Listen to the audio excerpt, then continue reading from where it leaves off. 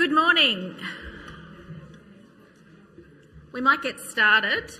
Thank you all for coming today, both those of you in the room, and we also have live streaming happening, so welcome to those that are attending via live streaming as well. For those of you who I don't know, my name's Carla Jago. I head up the Assurance Audit Services Group at the ANAO.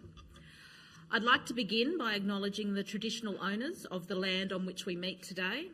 I would also like to pay my respects to elders past and present. We acknowledge and respect that Aboriginal and Torres Strait Islander people are the first peoples and traditional custodians of this country. We pay our respects to elders, both past and present, and extend that respect to all Indigenous peoples across the nation. We acknowledge the rich and diverse cultures and the long histories of Aboriginal Australia and the Torres Strait Islands. We understand the importance of maintaining these rich cultures and the continuing relationship with the land. Before we get underway today, I thought I'd just run through a few logistics with you. So obviously we have one exit from the room in case of emergency. To find the bathrooms, you go out that door and they're just over onto your left. As I said before, the presentation is being live streamed, so we encourage you to ask questions, but I would ask that when you want to ask a question, just put your hand up and we'll get a microphone to you. That way the people on live stream can hear both the question and the answer. If you can please make sure your mobile phone is on silent. And you should have copies of the agenda on your tables, but I'll just quickly run through for you what we're going to cover today. So first up, we'll have Rona Mellor, the Deputy Auditor General, just to give you an update on what's happening in the ANAO. Lisa Router, Group Executive Director from Performance Audit Services Group, is going to give you a rundown on the Performance Audit Program and our planned program for the next financial year. Clea Lewis, an Executive Director in Assurance Audit Services Group, is going to give you an overview of what we call the Controls Report that was tabled in Parliament last Thursday. We'll then have a break, so we're aiming for that break probably just before 11 o'clock. And then we'll have Tom Yanuv, our Group Executive Director from Performance Audit, talk to you about our audit insights from some board governance audits we recently did. And then there should be some time at the end for any final questions. So feel free to ask questions throughout or at the end. We're planning to wrap up by about midday, and we'll do our best to get you away around then. So our first speaker today, as I said, is Rona Mellor, the Deputy Auditor General. Please join me in welcoming her to the stage.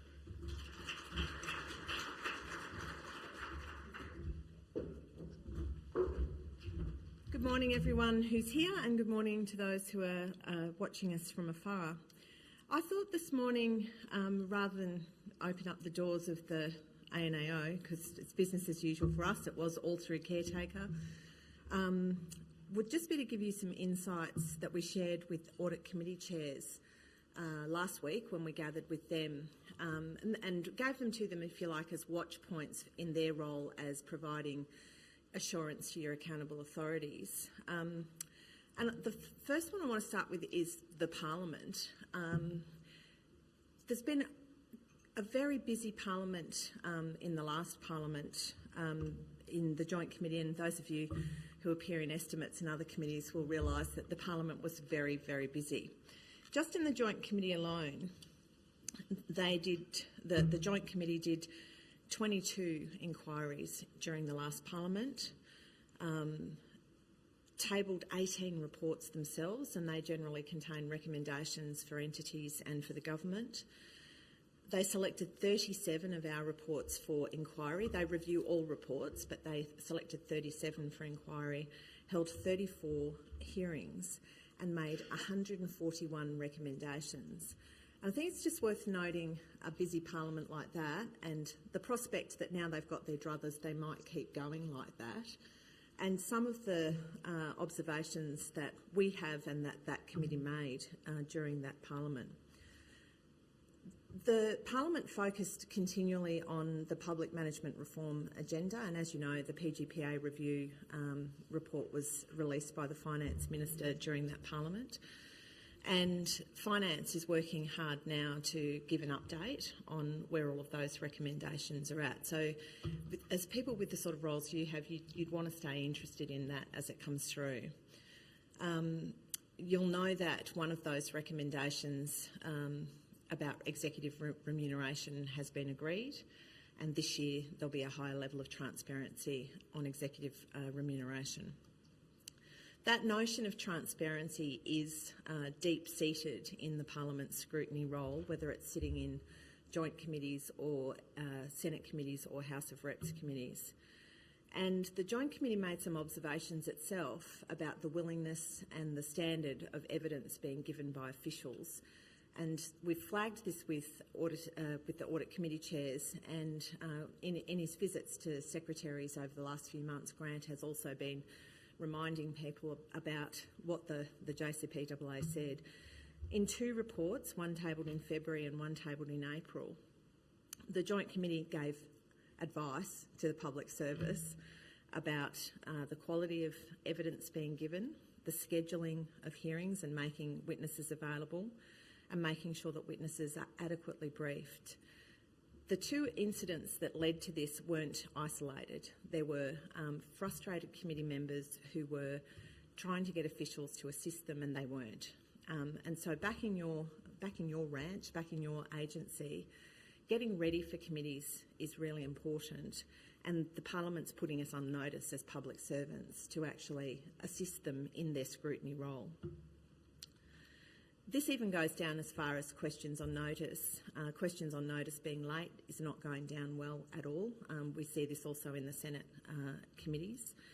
And so working closely with your parliamentary areas and pushing things through, it's being noticed and being called.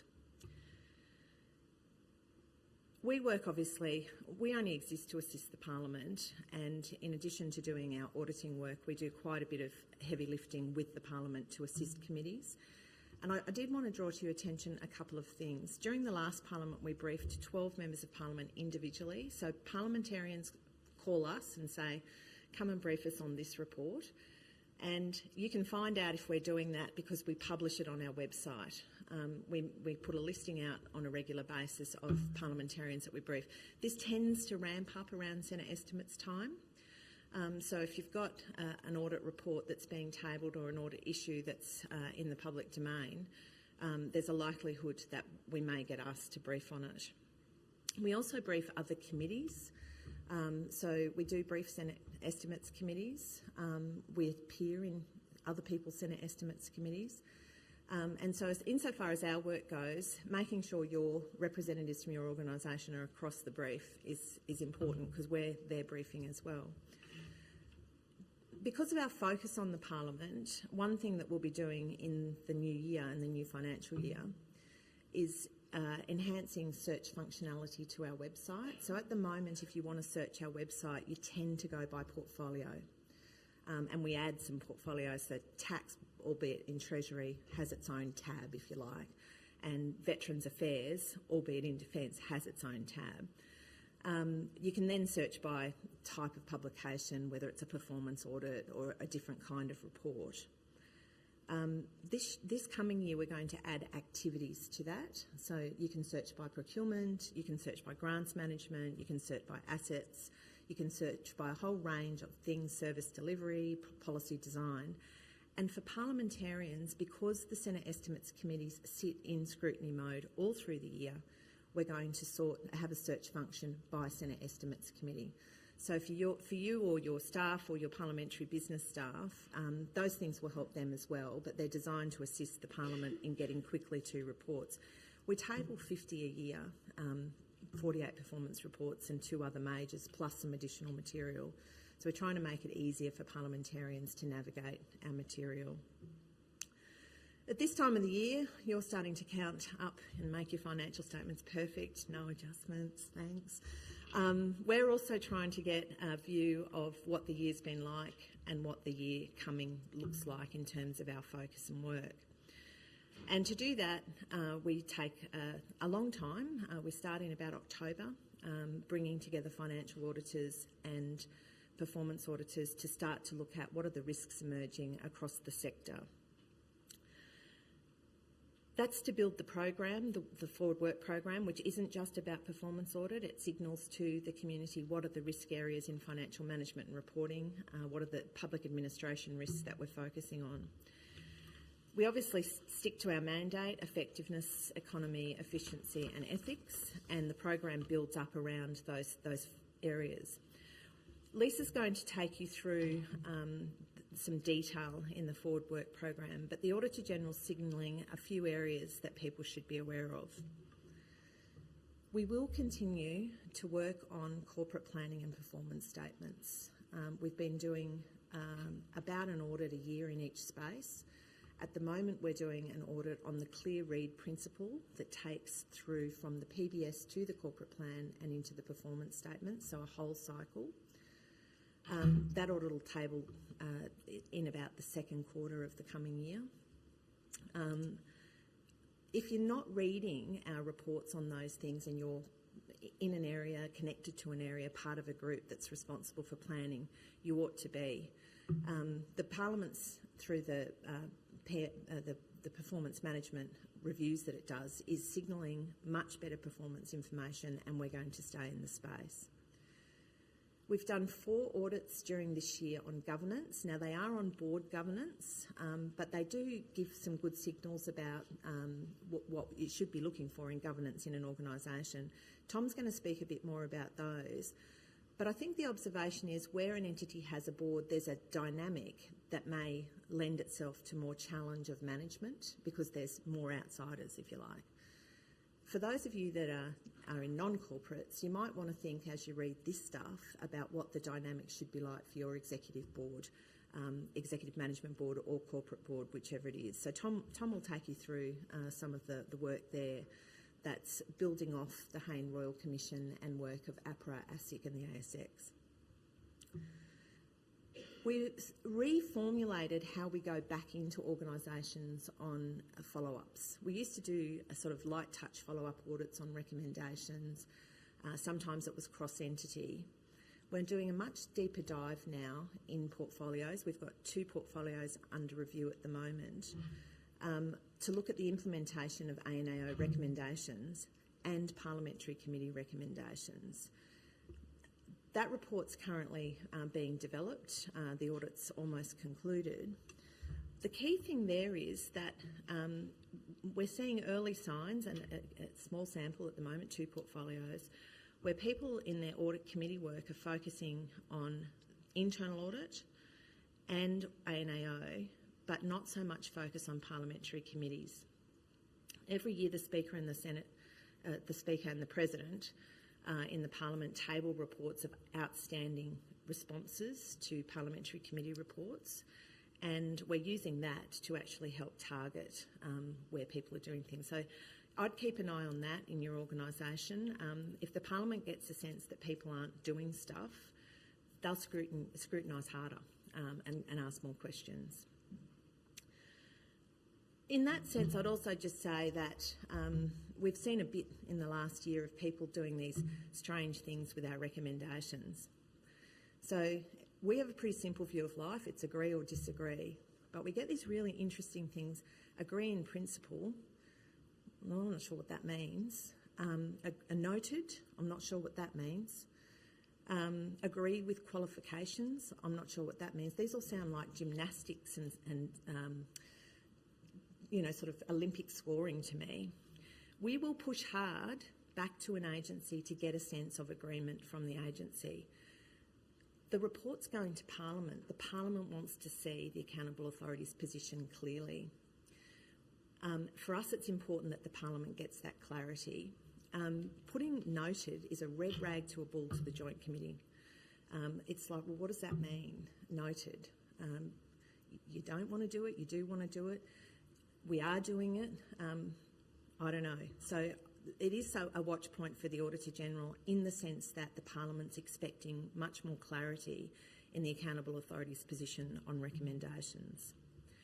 In terms of risk areas, Lisa will get down into a deeper dive on these, but procurement continues to worry the Auditor-General, both going to market, getting value for money through competition or decent benchmarking, documenting it, managing it well, having good probity, all the things that the CPRs require.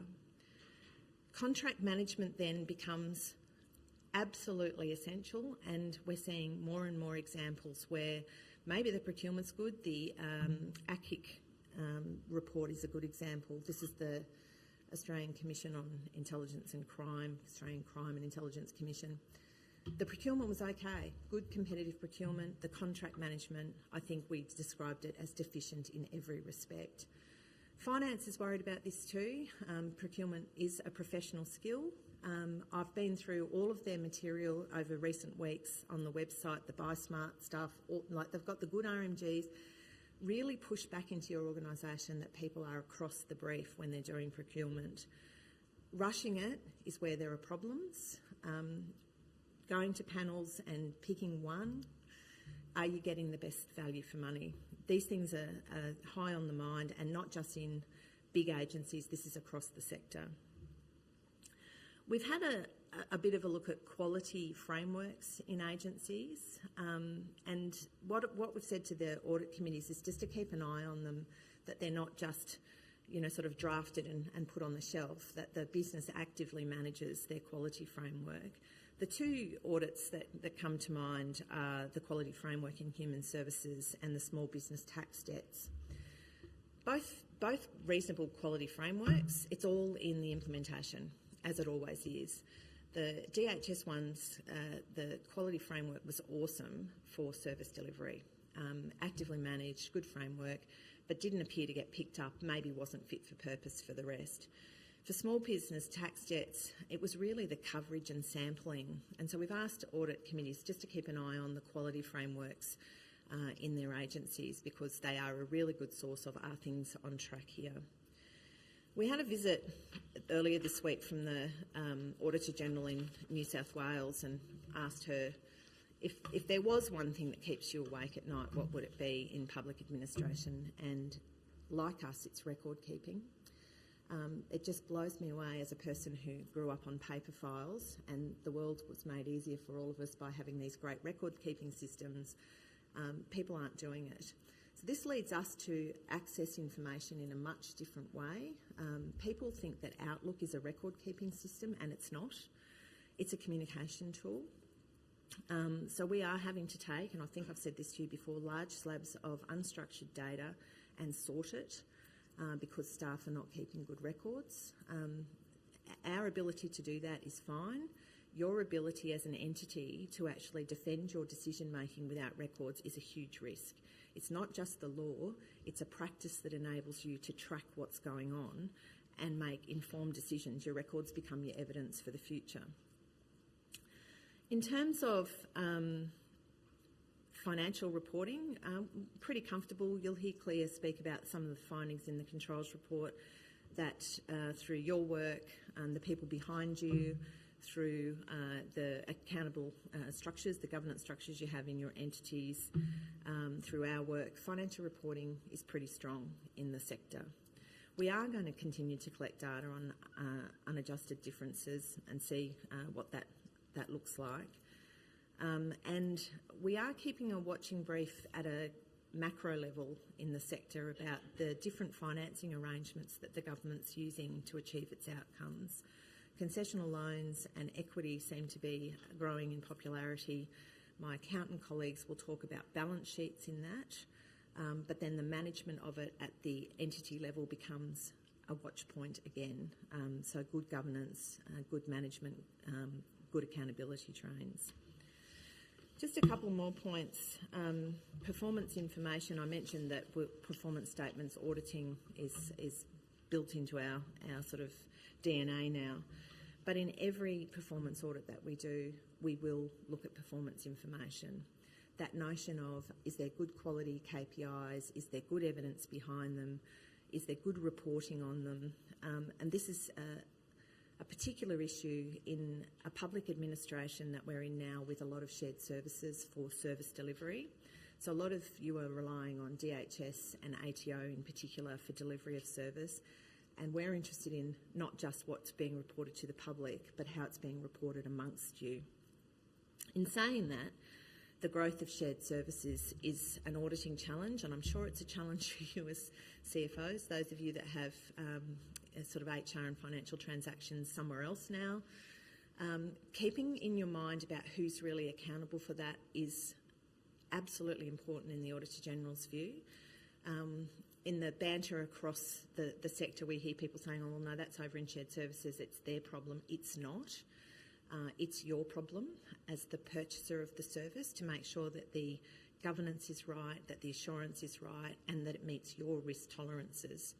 So I think that's going to be a continuing area of focus for us as shared services continues to grow, that people do understand what their accountabilities are. And I think that's both in the back office transactional space, but also in the administered expenses space, so grants, etc., making sure people understand where the accountability lies and who's being held to account for what. I think the last one I'll just point to, and Claire can give you some more detailed information, is culture. Culture's really hard to establish, to manage and to audit. We're putting our toe in the water a little bit more on culture here and there. There's a little bit of it Tom will talk about in the governance space.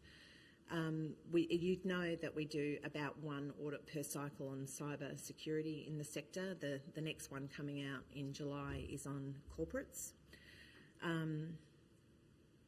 Parliament's commented and the Auditor-General's frustrated about the slow pace of achieving mandatory compliance in the sector, cyber being, one of the number one risks for public administration, and mandatory rules have been in place now for 5 years and we're still only seeing about 25 to 28% compliance with that across the sector. Everyone says, oh, it's really hard, blah, blah, blah. Well, some big people have done it. Yeah, they've got money, but they also made it a priority. But we're seeing it more than in cyber. We're seeing it in where you guys and those that work for you bother to put out accountable authority instructions on behalf of your accountable authority and policies and procedures, and they're not followed. So the internal culture of compliance is something that I think we all need to be astute to. We only really make things mandatory, don't we, when there's a high risk. Anything else that's discretionary is where we think that we can live with discretionary. Fraud awareness training is something that we've featured in the controls report, and Claire can give you some results of that.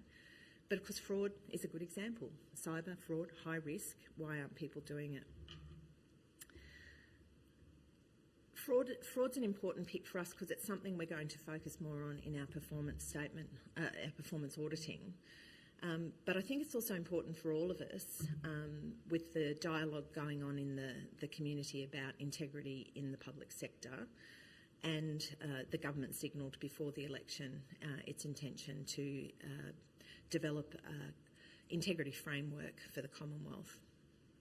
In that respect, we've had obviously a think about where that fits with our work, and we've made a submission not on the government's proposal, but there were bills passing through the Parliament, private members' bills on a mandatory integrity framework for the Commonwealth, and we made a submission to the Senate Standing Committee on Legal and Constitutional Affairs. It made a report on the 5th of April, but if you wanted to see our views on how the audit function and the integrity function fit together, our issues are around maintaining independence and maintaining mandate. What I'd be saying, though, is that our focus on fraud at the moment is about where are the risks in the sector, and even for ourselves, is our culture towards integrity strong? Now, the International Organisation of Supreme Audit Institutions that we are a member of has developed an assessment tool of integrity culture. It's called IntoSaint, and we've assessed our organisation and identified some areas where staff think that we could be stronger in supporting them to work at the highest integrity possible. We've said to audit committee chairs that we can introduce them to the tool if entities are interested in measuring their own integrity from, if you like, an audit perspective. We're very happy to come and talk to internal audit areas or others about how the tool works and access some training for people to do an assessment in their own entity. So I think there's some important prep and thinking to do, that if the government does pursue an integrity framework for the Commonwealth, that entities are aware of their risk and are actioning their risk. For us, we've done it. As I say, we've identified a couple of areas where integrity is sort of business as usual for us, but you can turn a blind eye to business as usual from time to time, and our staff have said we need to escalate support for them. For the rest of this morning, you'll get a deeper dive into the audit program for next year based on some of these risk areas. Some of these risk areas are not audit areas, they're actually administration areas, but are signals to where we will look while we're auditing. And I thank you and Happy New Year coming up for accountants. We always look forward to working with you over final, and keep up the good work back where you are. Listen to some of the watch points for you, and feel free to talk to us more if you need to. Thanks very much.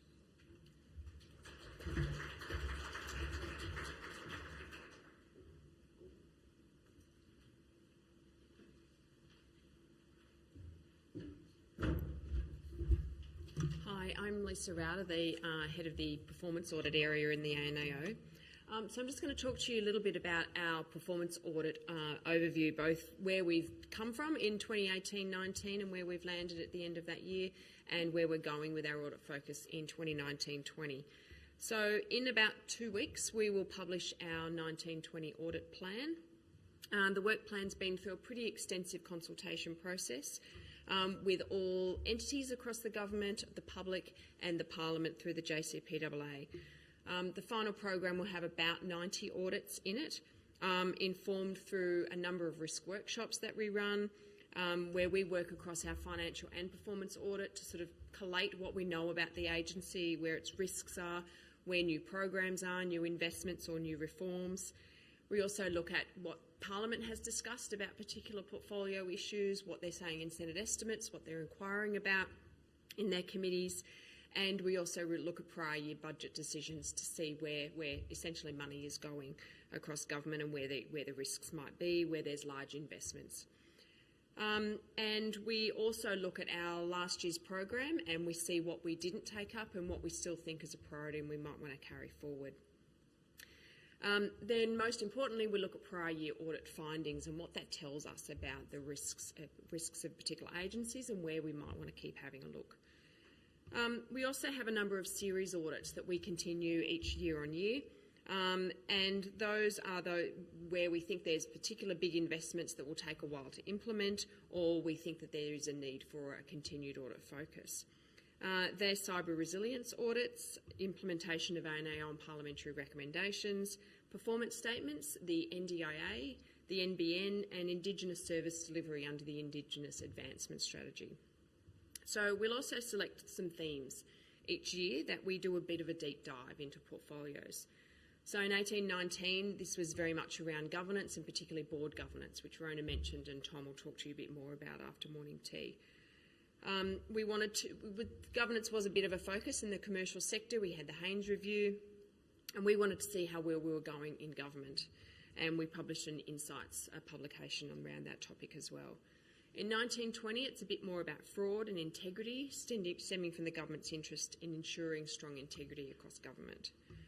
So I'll give you a bit of an overview of where we landed in 18-19 and then where we're looking to go in 19-20.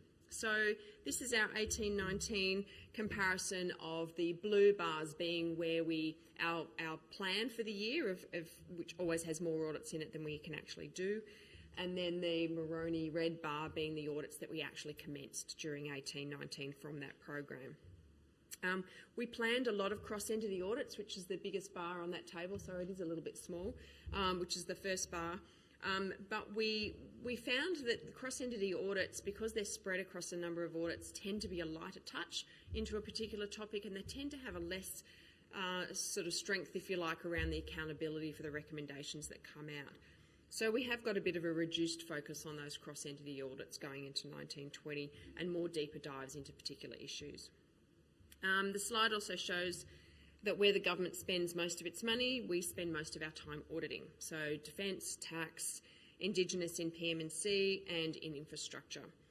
We also had a more extensive program this year in Treasury because we had a look at EFIC, the terrorism reinsurance arrangements, the Mint, and the business transformation program, cyber resilience, and a legal phoenix. So we might give them a bit of a break going forward.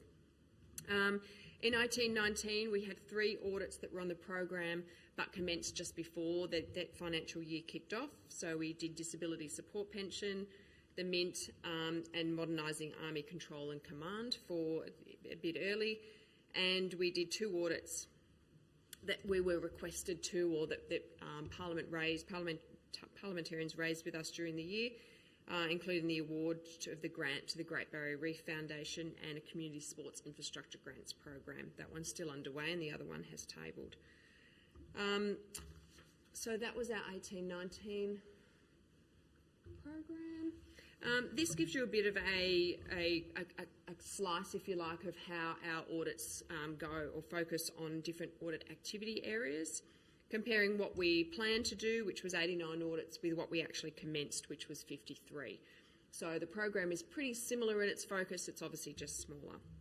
So the graph shows we had a pretty big focus on governance, but that also includes any audits that go to performance management and risk management.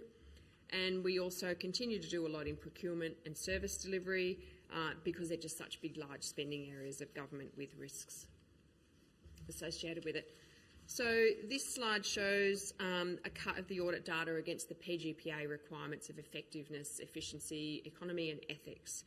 The numbers in ethics are generally low because it's a topic that we examine whenever we go in and we do sort of effectiveness and economy types of audits. We also have a look at ethics there as well.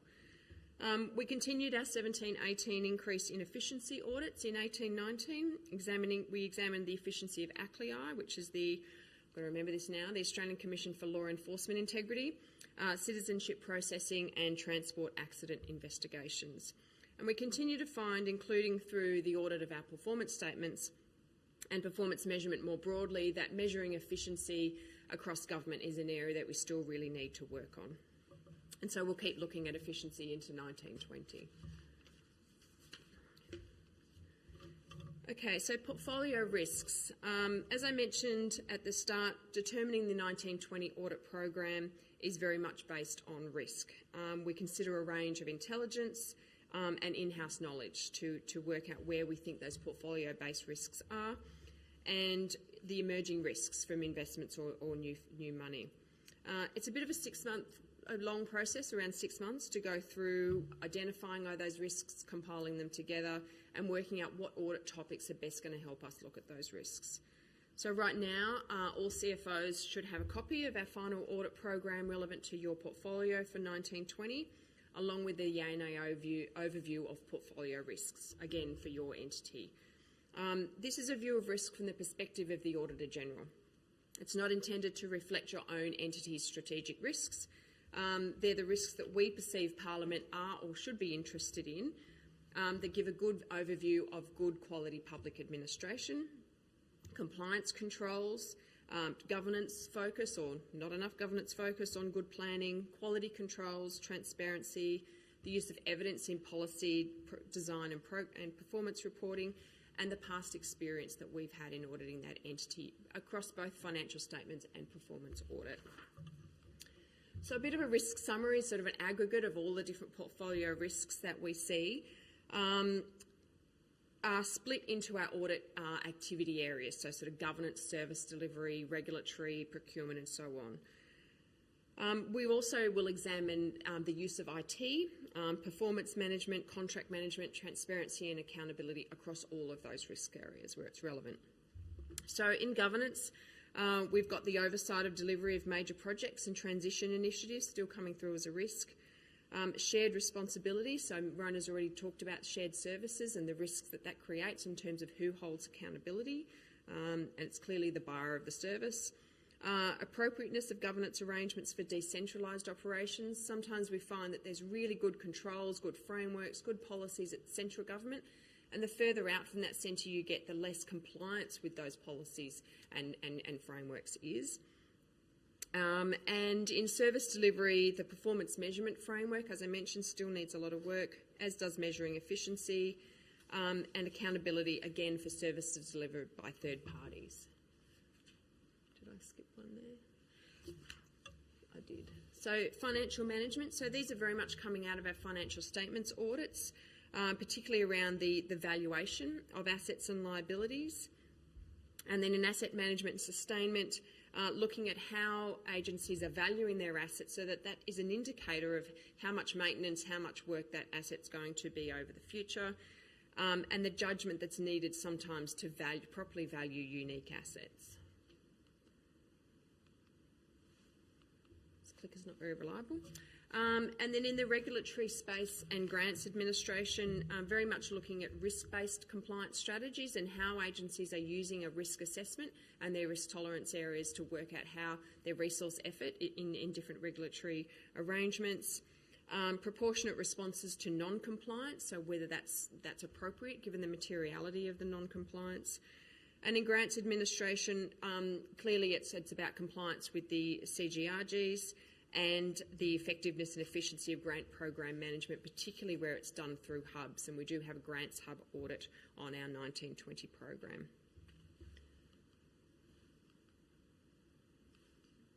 And the last one is procurement and policy development. Procurement's a pretty obvious ongoing risk area, particularly in terms of demonstrating value for money and being able to articulate why that's a particular value for money decision, and then the probity management within that. And again, in policy development, the use of evidence. And we still don't see really, really strong evidence going into design or policy in some areas. So 1920, so our program for 1920 is really where the Auditor General's decided his priority, he would like the priority to be. We've got 90 possible topics, and we go back to him each quarter and decide what are we going to kick off for the next quarter. And then we're informed during the year as well by parliamentary requests for audit. So of those 90 possible topics that we may undertake, 20 are JCPAA priorities. 20 have been carried over from our 18-19 program that we still think are important. 6 of them are follow-up audits, where we look at past audit findings and see whether they've been implemented, and that includes our implementation of recommendations series audit. Okay, so this just gives you a bit of an overview of our topics by portfolio. You'll see that reduction that I talked about earlier in cross-entity audits. We had 17 planned in 18-19, but only 11 this year, so much more focus on individual portfolios. Services Australia is increasingly an audit that's touched on in multi-entity audits because they're delivering services on behalf of other entities, like agriculture, social services, DVA and so on. And while the accountability for the controls assurance, quality assurance and service delivery remains with the owning entity, we do look at the agreements between the two entities, the performance reporting between the two, and the assurance that's provided, and the priority that Services Australia gives to the service compared to what's expected of them in that owning agency. Some of the post-election MOGs have had a bit of an impact in terms of particularly moving audits between education and employment portfolio. This is just a bit of a pictorial graph on where our audit activity coverage is. So we've seen a bit of a reduction in governance this year because we had such a big focus last year, and we'll do slightly more in service delivery, regulatory, procurement and asset management and sustainment.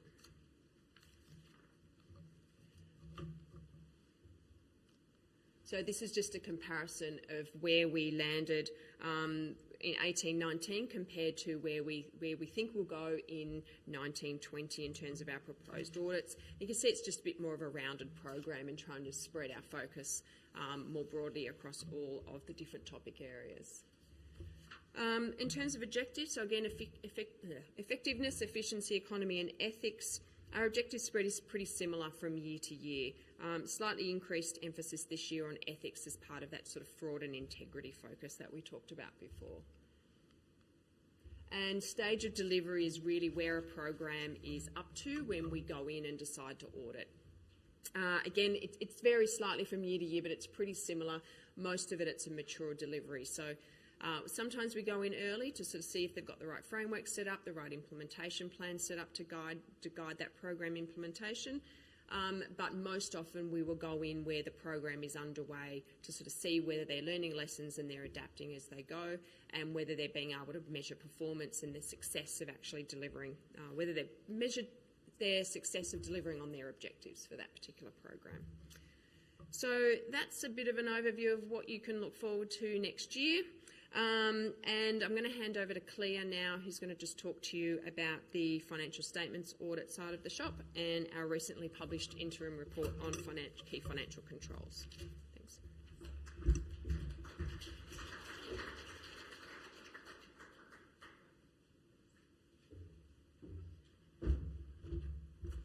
Thank you, Lisa, and good morning. So, my name's Clea Lewis. I'm an Executive Director in the Audit Assurance Branch, and this morning I'm going to present to you on the interim results of financial statement controls of major government entities. This report was tabled in Parliament last week on the 13th of June. It's the first of two reports that we table on financial statements audits annually.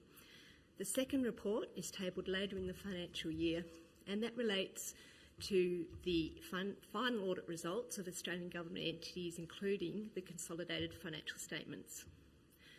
So the report that was tabled last week focuses on the results of the interim audits, including an assessment of entities' key controls for 26 government entities, major government entities. The entities included in the report are all departments of state and the Department of Parliamentary Services and other major government entities that contribute significantly to the assets, revenue, expenses and liabilities of the consolidated financial statements. The entities we included in this year's report are consistent with the entities that were included in last year's report. So, key to our audit process is an assessment of entities' internal control frameworks as they apply to financial reporting. An effective internal control framework provides us with a level of assurance that entities are able to produce financial statements that are free from material misstatement. So for the 26 entities in this report, we formed a conclusion on the effectiveness of their internal control frameworks. We concluded for 19 entities that internal control frameworks were effective. For 4 entities, except for particular findings that are set out in detail in the body of the report, internal control frameworks were effective. And for 3 entities, we identified a number of findings which reduced the level of confidence that we could place on key elements of internal control and thereby limited the assurance that we could obtain from that entity's internal control framework. So the effectiveness of key controls we test during our interim audit process, and this assessment provides both Parliament and entities with an insight into weaknesses which may have the potential to impact on the preparation of their final financial statements. And we classify the control activities we assess into 6 broad categories. Those categories are the IT control environment, compliance and quality assurance frameworks, accounting and control of non-financial assets, revenue receivables and cash management processes, human resource processes and purchases and payable management. So all the findings that we have in the report are classified into one of those 6 categories. I'm sure, as you all know, all our findings are classified as either significant, moderate or minor. All significant and moderate findings are reported to the responsible minister. All findings are reported to the accountable authority and also reported in this report. So for the current report that we've just tabled, there was a total of 70 findings across all those categories for the 26 entities included in the report. This was a decrease from last year where we had a total of 99 findings. And what you'll note from the slide was that the decrease is primarily in the area of the minor findings, which reduced from 87 to 57. So this next slide shows those 70 findings split by the categories I mentioned earlier. And what immediately jumps out is that 72% of findings are in the areas of IT control environment and compliance and quality assurance frameworks. And 77% of all of significant and moderate findings were actually in these areas too. So these are the areas where we need to place a greater focus, and I'm going to provide you with a bit more detail on those findings now. So firstly, compliance and quality assurance frameworks, just a bit of an explanation as to what we mean by that. So because government relies on external systems and third parties for information that support program payments, revenue collection and financial report preparation, the implementation of effective compliance and quality assurance processes that provide management with assurance over the quality of that information, its completeness, accuracy and validity are absolutely integral to their internal control framework. So why this is an area of higher findings this year? There's been a decrease in moderate findings from last year. So this year we had a total of 3 moderate findings. Last year there were 5 moderate findings.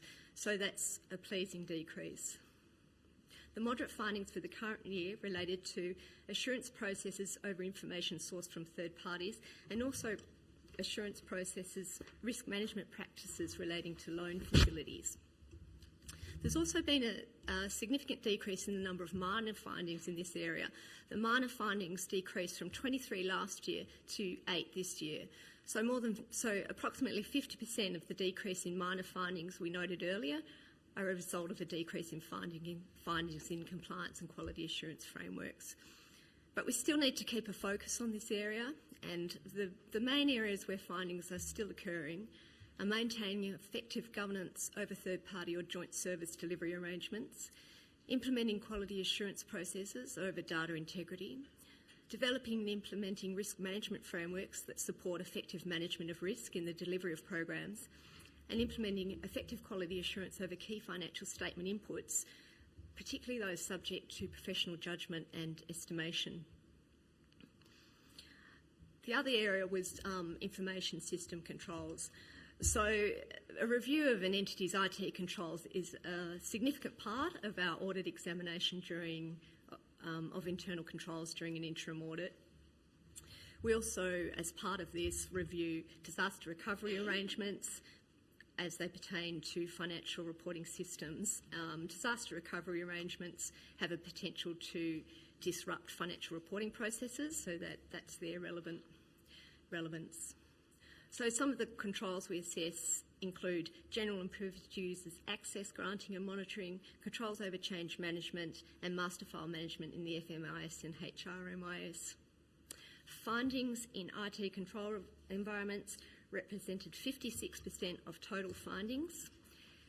They continue to represent the highest proportion of all findings. This is a trend that's continued over a number of years. Last year we had 2 moderate findings. In 16-17 we had 2 moderate findings in this area. In 17-18 we had 5, and this year we've got 7 moderate findings in the area of IT control environments. The sorts of issues we find with IT control environments are logging and monitoring of privileged user activity, removal of user access when it's no longer required, user access management, including performing regular reviews, and password configuration. So just continuing on the theme of IT controls, the report has again included a summary of entities' self-assessment of compliance with the government's Protective Security Policy Framework, the PSPF, and in particular we focus on the mandatory requirements of the government's strategies to mitigate targeted cyber intrusions, which you will all know as the top 4, and also known as InfoSec 4. So since 13-14, we've conducted 4 performance audits on cyber resilience, and we've got a 5th performance audit which is due to table next month.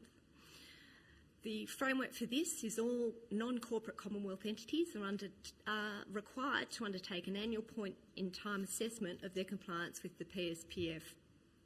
Corporate Commonwealth entities and Commonwealth companies are not required to undertake that assessment. Results of that assessment are provided to the Secretary of the Attorney General's Department, the Portfolio Minister and the Auditor General. So this chart summarises the 2018 PSPF compliance reporting on InfoSec 4 by the 22 entities in the interim report that we're required to report. And what it shows is that 12 entities reported they were compliant, which is a small increase of 1 from last year's total of 11. 2 entities reported they were partially compliant, and the remaining 8 entities reported they were not compliant.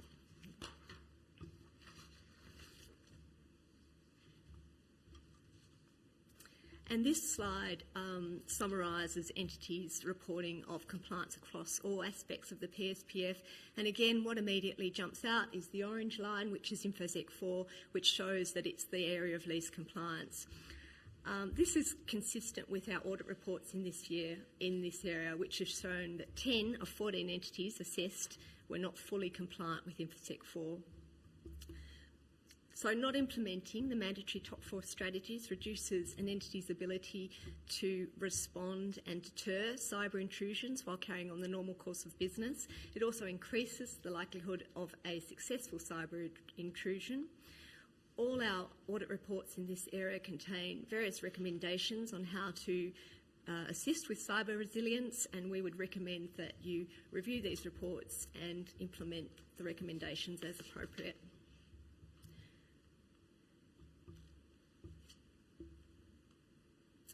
So again, we've looked at how entities manage their compliance, their reporting of non-compliance with finance law, both internally and significant non-compliance to the responsible minister. So under the PGPA Act, accountable authorities of entities, Commonwealth entities, are required to give the responsible minister reasonable notice of any significant issue that may affect the entity.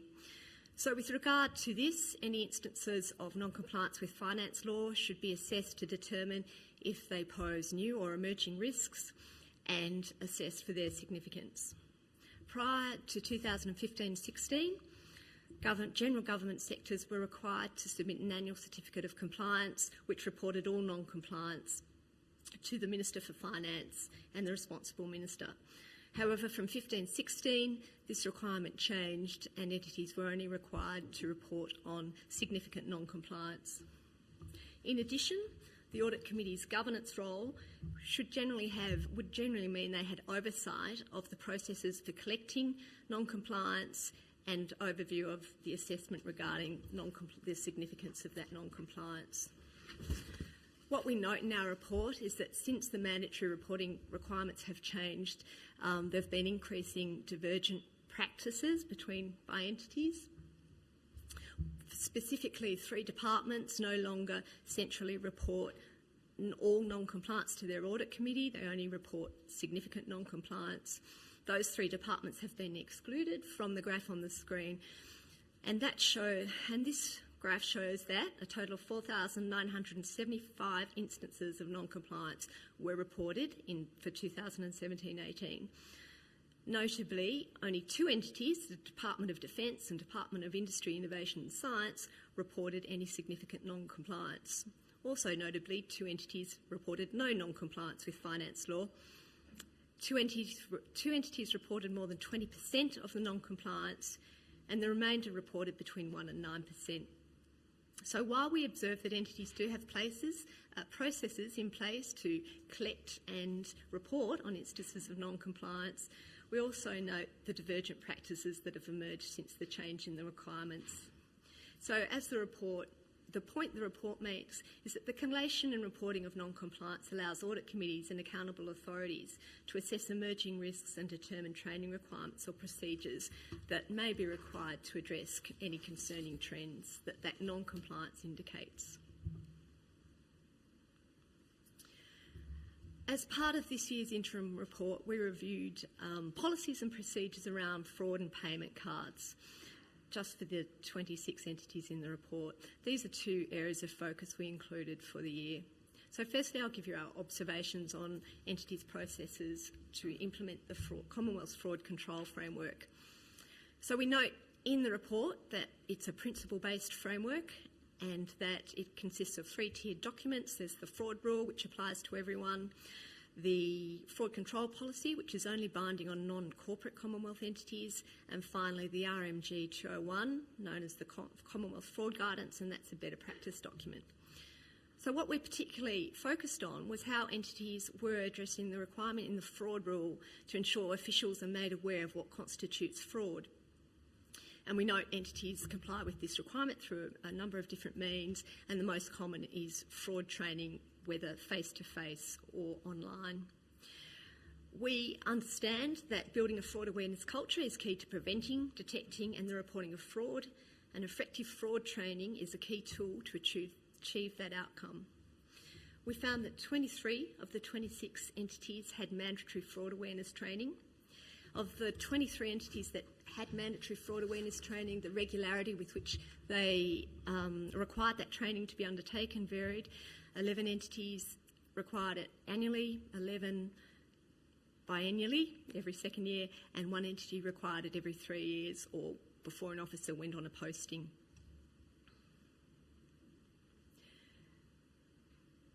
As at the 30th of June, 7 entities did not have a process to centrally monitor and report on completion of mandatory fraud training. The remaining entities had processes to track compliance and had set targets for completion of that mandatory training, but as at the 30th of June, for 5 entities, compliance with the requirement to complete that training was below 70%. So there's an opportunity for entities to strengthen their fraud awareness training programs and develop or strengthen the systems that assist them in monitoring that compliance.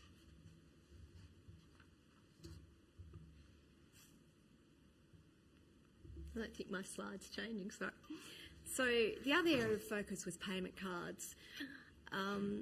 This is a really interesting area to look at, very complex, because across the Commonwealth, or across the 26 entities we looked at, there are 34,000 payment cards issued. So the use of payment cards is in line with the government's agenda to reduce red tape, and the Department of Finance has communicated that it's the preferred method for payment of suppliers below $10,000. So our analysis focused on payment cards, including virtual cards that are used for minor procurements up to $10,000, including travel. So to set the scene, comprehensive and effective policies and procedures are essential for accountable authorities to meet their obligations under the PGPE Act to promote proper use of public resources. A strong control framework that supports transparency and accountability over the use of payment cards is important in managing the exposure to the risks of misuse and fraud that arise from this devolved responsibility for purchasing. In addition, it's the cardholder's duty to understand when the facility can be used and to make sure they follow all procedures, including retention of receipts and acquittals. So we noted that all entities in this report had a payment card policy or other equivalent document which set out the standards for permissible use, permissible expenditure, when personal use can be incurred, and processes for acquittals, including the retention of receipts. We did note that 3 entities had not updated that policy for more than 3 years. So the total of 34,000 cards I mentioned doesn't include those that are issued solely for travel, but we do note that the level of staff that get cards varies considerably across entities depending on business requirements. We did note that all entities had established payment card limits for their cardholders. Those limits either were set by employee, just set generally for employees, or else they were linked to either roles or position. All entities, with the exception of one, relied on bank controls to ensure that card limits weren't exceeded. 9 entities did have other assurance processes to ensure transactions were not split to circumvent transaction limits. Assurance processes that monitor compliance with policies is going to help identify delays in acquittals, trends in inappropriate use and emerging risks. 6 entities did not undertake regular review and reporting of the status of acquittals to management.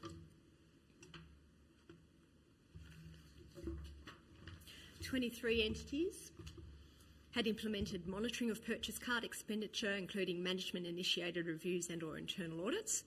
3 entities didn't have a formal management assurance process.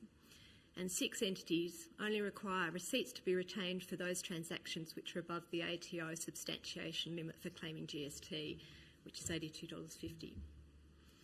So our conclusion is that in the light of the extensive use of purchase cards and changes in technology, there's an opportunity for entities to strengthen their procedures and increase assurance processes and reporting to management. This will lead to increased transparency over compliance with internal policies, enhancing assurance that payment card expenditure is appropriate within delegation supported by receipts. And then finally, looking forward to the end-of-year report. Consistent with last year, we'll be collecting some specific information on our end-of-year report. We are going to collect, as Rona mentioned, the number and value of audit adjustments. These are audit adjustments both identified by management and by the ANAO after the first draft of the financial statements is received. We'll be reporting on adherence to the financial reporting timetable, which is the number of days between the date the first full draft of financial statements is provided, as agreed with the CFO, and the date the statements are received, if there is any difference. We're also going to review the draft executive remuneration disclosures under the new PGPA rule. So we'd like to review these at the time of the final audit phase, and we're going to confirm that they're consistent with the requirements of the PGPA rule and also the financial statements disclosures. Due to the auditing standards, we'll also need to review them once they're in draft in the actual annual report. So that's all I wanted to cover. Happy to take any questions. If not, I'll hand over to Carla to send you all to morning. Just want to confirm there are no questions on that, since that does relate more to the financial statements areas that you're all responsible for. No? Okay. Well, we will break for morning tea now. If you can all be back here by 11:30, that would be great. Just outside the door, there's some food and some tea and coffee. Thank you.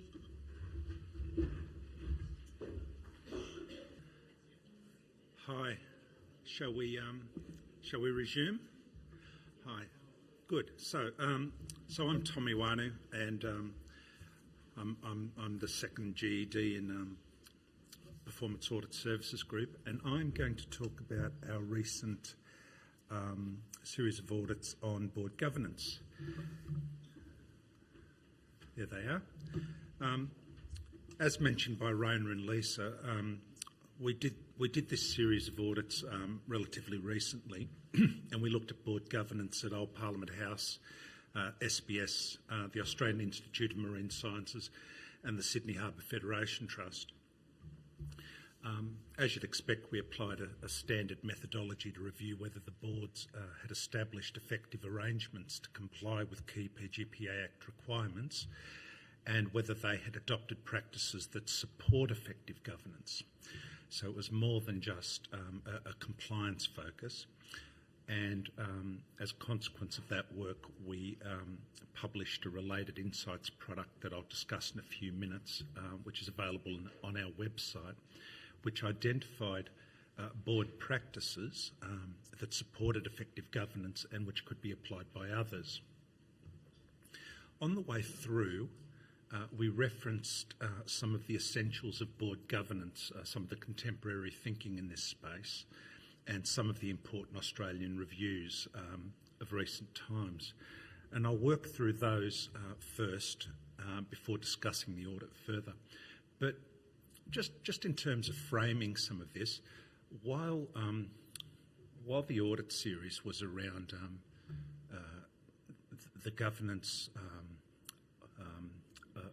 and some cultural aspects of the governance of governance boards in corporate Commonwealth entities, we should remember that a lot of non-corporates also have, even though they have a single accountable authority, do have governance boards.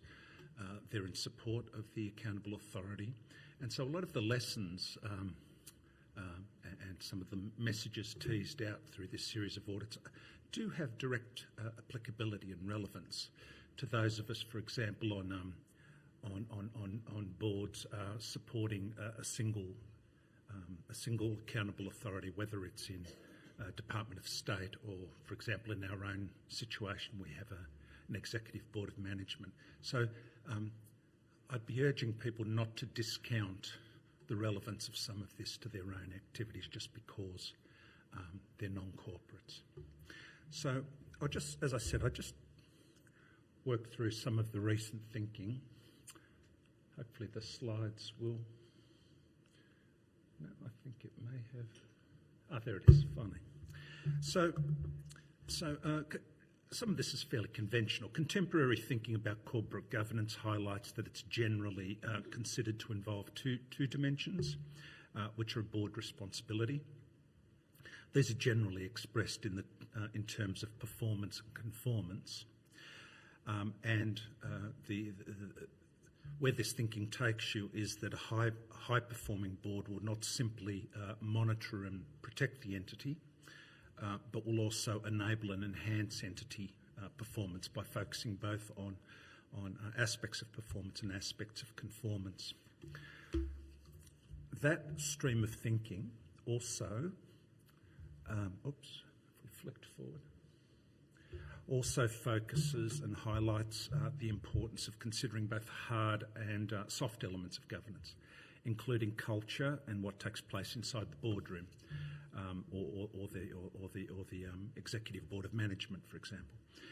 The key proposition here is that the hard attributes of governance are a necessary but not a sufficient condition for success, and a board's success will generally rely on the interplay between these hard and soft attributes of governance. Now, in Australia, this stream of thinking was reflected, for example, in the 2003 Royal Commission into the collapse of HIH Insurance, quite the event at the time, and the Royal Commission drew attention to board culture and practices which had weakened the board's oversight of the firm. The Commission observed that the identification of things like the background, skills and expertise of the people in the boardroom, some of the traditional features of hard governance, it thought that was a good start in focusing on those, but it's what people actually do when they're in the boardroom that's critical.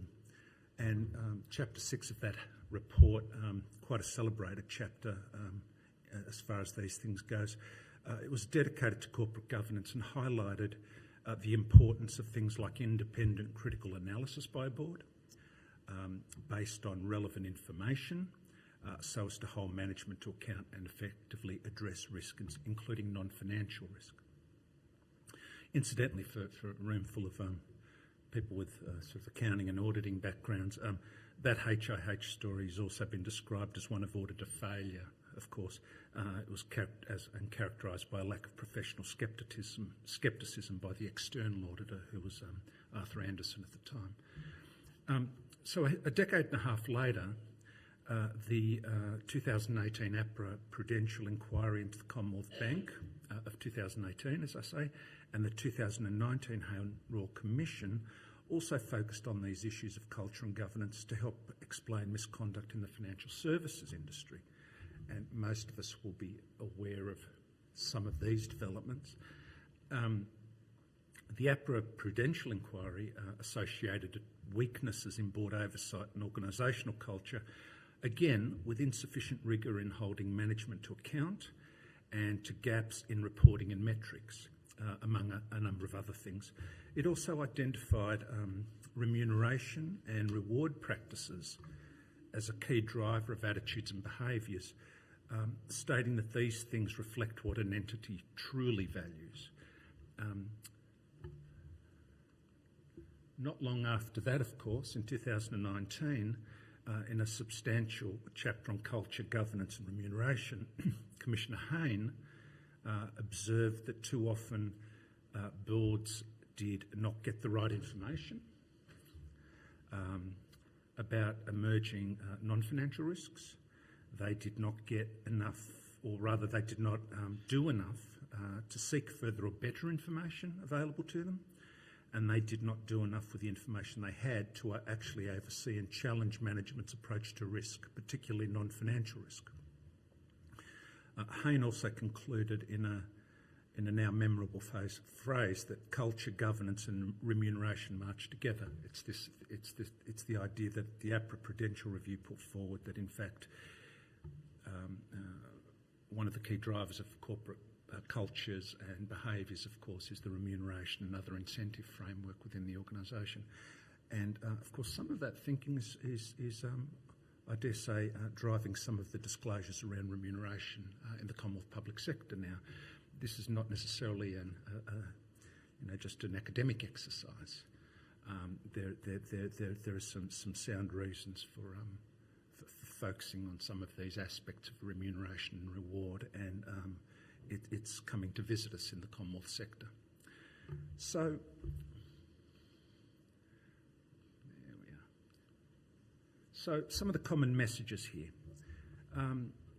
Well, in summary, these quite important Australian reviews have applied this, what I described as the contemporary thinking to corporate governance, and they've pretty clearly and consistently challenged governance boards and all the rest of us charged with governance to focus on a number of key issues. And these include the adequacy of our oversight and challenge of entity management and emerging risks, including non-financial risks such as compliance risk, conduct risk and regulatory risk, getting the right information, including on non-financial risks, establishing clear accountability for managing risks, the identification and escalation of risks and incidents, the urgent management and resolution of those risks and incidents, paying sufficient attention to compliance while avoiding box ticking, and linking remuneration and incentives to the management of non-financial risks. And I think that slide continues.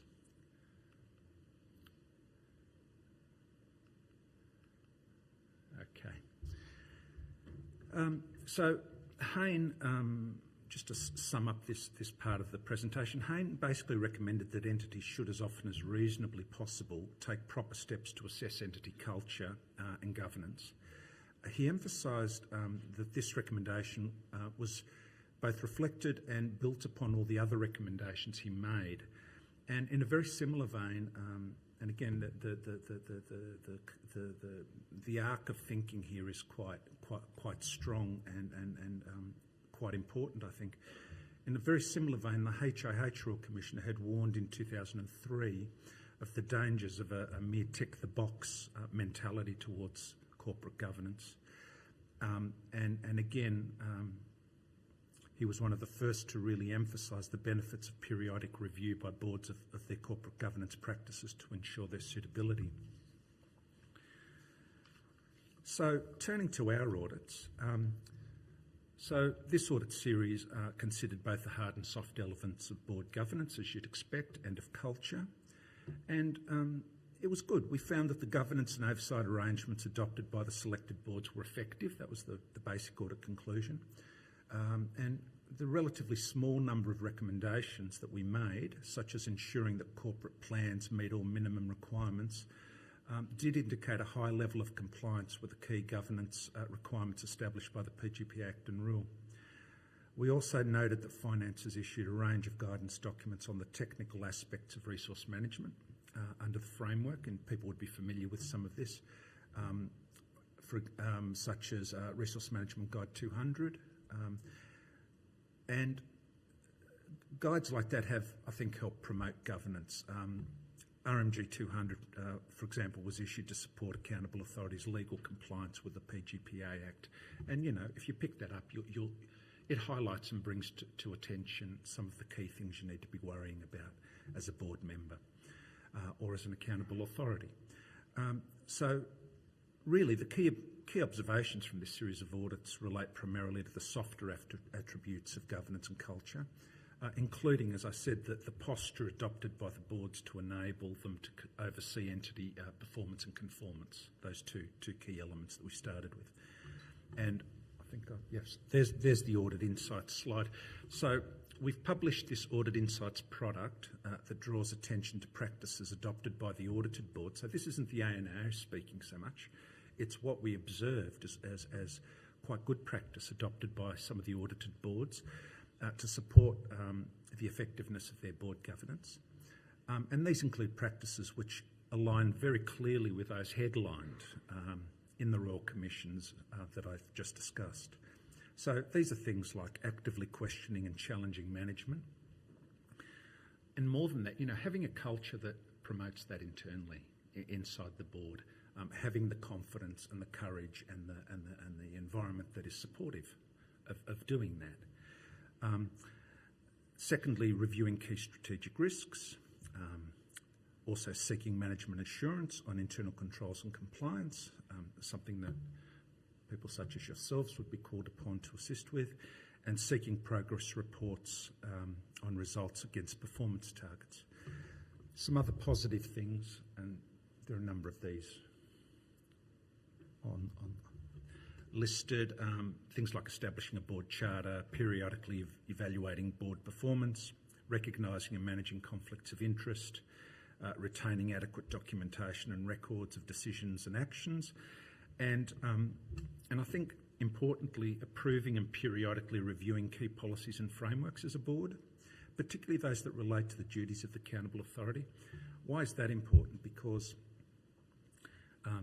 it's not only the upstream way of the accountable authority and the board ensuring that the internal procedures and policies have sufficient meat in them to help you get assurance at the end of the day around administration and management, but it's also to influence internal behaviours. These are important messaging mechanisms or vehicles, and if you're leaving it entirely to management to do that messaging for you, then perhaps you're not taking advantage of all the opportunities available to you as a board or as an accountable authority to send the messages you want to send into the entity. So I'll just finish up by where we landed in terms of recommendations in the governance space. We did identify an opportunity to provide further support to those charged with governance in the public sector. This resulted in an agreed recommendation to the Department of Finance to build on what we thought was a pretty solid foundation that exists in the form of RMG 200 and some other advice. But we did suggest that those advices could also have regard to the key insights and messages from recent inquiries. So, in summary,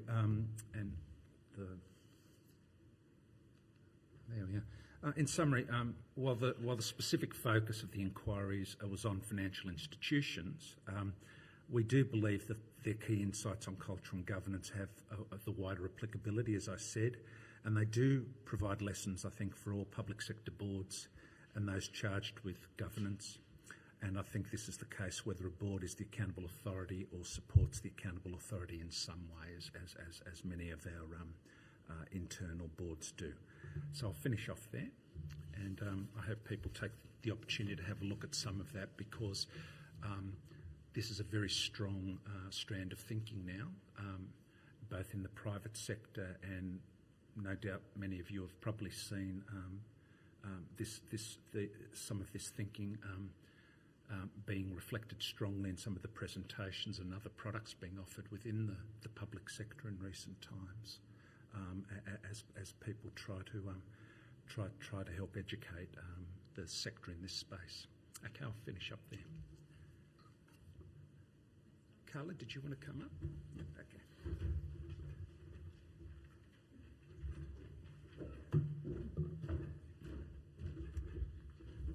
So that's the end of our formal presentations. We've got some time though for any questions you may have on any topic. It doesn't need to be something that we've been talking about today. So has anyone got questions on anything that you would like to ask while you've got basically representatives of the whole of the ANAO in front of you? No? Okay. So the streaming video that's been done today, as well as the slides, will be available on our website shortly, so keep an eye on that. Thank you all for coming today, and particularly thank you to those that have been watching online as well. I'd also like to remind you that obviously our senior staff attend your audit committees as a general practice. We also have the option for you to ask for anyone from the ANAO basically to come and talk to you, and that goes all the way up to the Auditor General. So if you think your executive group or your audit committee or some other group may get benefit from having just a general chat with the Auditor General, whether it be his views on emerging risks or anything else you'd like to talk to him about, he would be more than happy to do that, as would all of the other senior staff in the audit office. So please don't hesitate to get in touch with us if you would like to organise something like that. Our next CFO forum is planned for the 29th of November, and it'll be at the Portrait Gallery in November. If you've got any suggestions for any topics that you'd like to hear about from us, or just what you would like covered at that forum, again, we would really appreciate the feedback through the external relations email address that you've been getting all the details on this forum from. If there are no questions that anyone's come up with, no? Okay, we'll draw it to a close, and thank you for coming.